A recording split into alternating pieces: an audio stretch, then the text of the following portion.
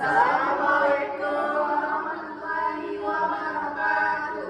Di sini kami akan menampilkan dan menjelaskan tentang sirkulasi jantung, penyakit jantung, dan kelistrikan jantung.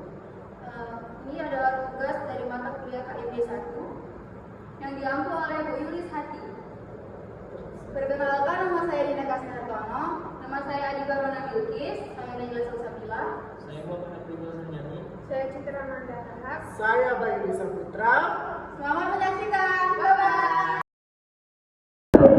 Saya akan menjelaskan tentang kelistrikan jantung. Saya jelaskan kelistrikan jantung, misalkan menyampaikan pengertian dari kelistrikan jantung. Jadi kelistrikan jantung itu adalah penyebaran sinyal-sinyal impuls listrik ke seluruh jantung dengan tujuan untuk menentukan waktu detak jantung dan menyebabkan jantung berdetak.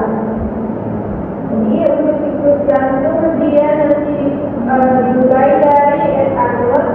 S0 ini berada pada bagian atrium ya, bagian atrium.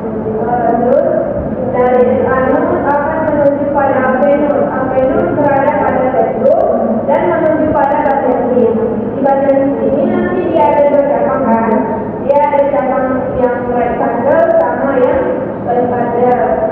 Yang bilateral itu nanti akan menuju pada purkinje figure. Purkinje figure ini adalah cabang saraf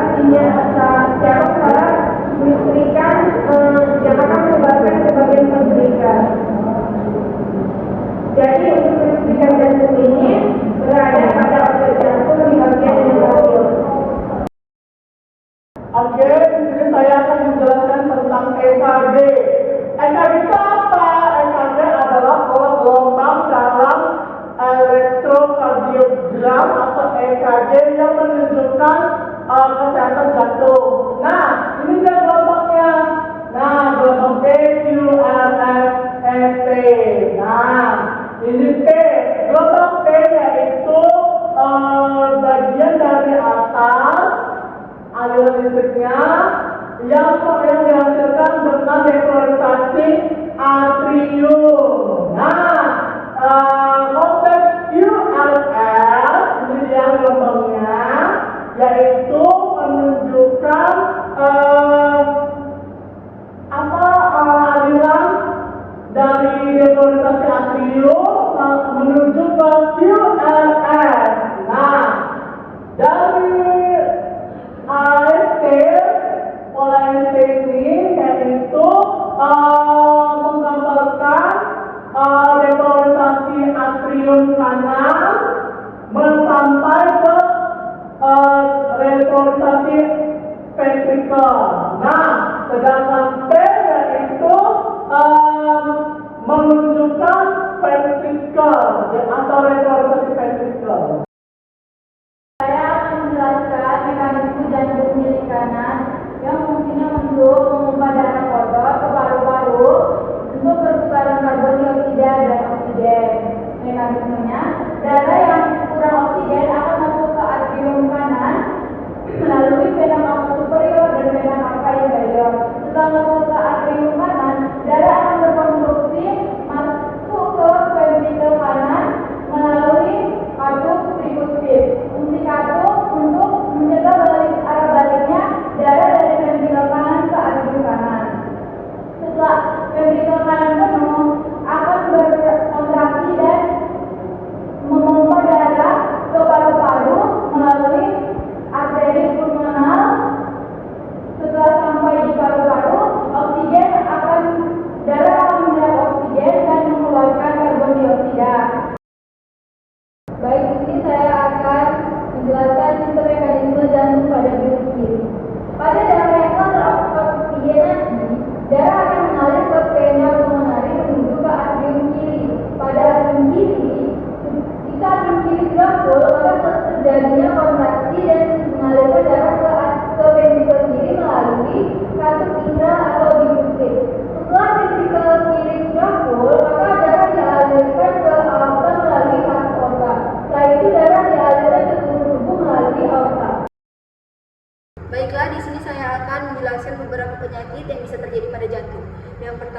adalah penyakit jantung koroner. Penyakit jantung koroner yang umumnya disebut adalah BJK terjadi ketika pembuluh darah arteri yang mengalirkan darah ke jantung mengeras dan mengalami penyempitan. Kondisi ini dipicu oleh penumpukan kolesterol dan pembekuan darah di dalam arteri atau aterosklerosis. Yang kedua adalah serangan jantung. Serangan jantung adalah kondisi darurat yang terjadi saat pasokan darah ke jantung terhambat secara total, sehingga sel-sel otot jantung mengalami kerusakan. Serangan jantung biasanya disebabkan oleh penyakit jantung koroner. Jadi, jantung koroner dan serangan jantung adalah penyakit yang saling berkaitan. Yang ketiga adalah aritmia, yaitu gangguan pada irama jantung. Irama jantung pada penderita aritmia bisa terlalu cepat, terlalu lambat, atau tidak beraturan. Aritmia ini terjadi ketika rangsangan listrik yang mengatur detak jantung terganggu, sehingga jantung tidak bekerja dengan baik. Yang keempat, kardiomiopati, yaitu gangguan pada otot jantung. Kondisi ini menyebabkan kelainan pada bentuk dan kekuatan otot jantung. Misalnya, otot jantung menjadi lebih besar dan kaku, sehingga tidak dapat memompa darah ke seluruh tubuh dengan baik. Dan yang terakhir adalah gagal jantung, yaitu kondisi jantung yang terlalu lemah untuk memompa darah ke seluruh tubuh. Bila berlangsung dalam jangka panjang, gagal jantung dapat memicu komplikasi serius, yakni henti jantung, edema paru, gagal hati, maupun gagal ginjal. Mungkin sekian yang bisa saya sampaikan. Terima kasih. Yang pertama, sirkulasi jantung. Sirkulasi jantung merujuk pada aliran darah yang melalui jantung dan pembuluh darah untuk masuk oksigen dan nutrisi ke seluruh tubuh serta mengeluarkan produk sampingan karbon dioksida. Sirkulasi ini terdiri dari dua bagian utama, sirkulasi sistematik, aliran darah dari jantung ke seluruh tubuh dan kembali ke jantung. Sirkulasi pulmoner, aliran darah dari jantung ke paru-paru untuk mendapatkan oksigen dan kembali ke jantung. 2. Kelistrikan jantung. Jantung memiliki sistem kelistrikan yang dapat terorganisir yang mengontrol detak jantung dan memastikan kontraksi yang efisien. Proses kelistrikan dimulai dari proses sinoatrial yang menghasilkan impuls listrik yang kemudian menyebarkan ke atria, menyebabkan mereka berkontraksi. Impuls dilanjutkan ke nodis anteroventrikular dan akhirnya diteruskan ke diis serta Purkinje yang mengatur kontraksi vertikal. Fungsi kelistrikan yang normal penting untuk memastikan jantung dapat memompa darah dengan efektif. 3. Penyakit pada jantung. Penyakit jantung mencakup dengan gangguan yang mengaruhi struktur fungsi jantung. Beberapa contoh penyakit jantung yang umum adalah penyakit jantung koroner, gagal jantung, aritmia, penyakit kanker jantung, kardiomiopati.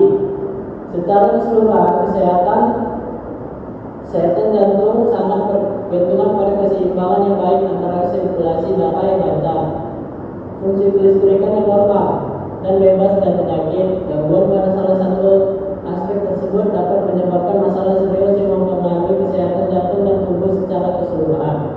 Oleh karena itu, pencegahan dan pengelolaan faktor risiko seperti hipertensi, diabetes, kolesterol tinggi, dan gaya hidup tidak sehat sangat penting untuk menjaga kesehatan jantung.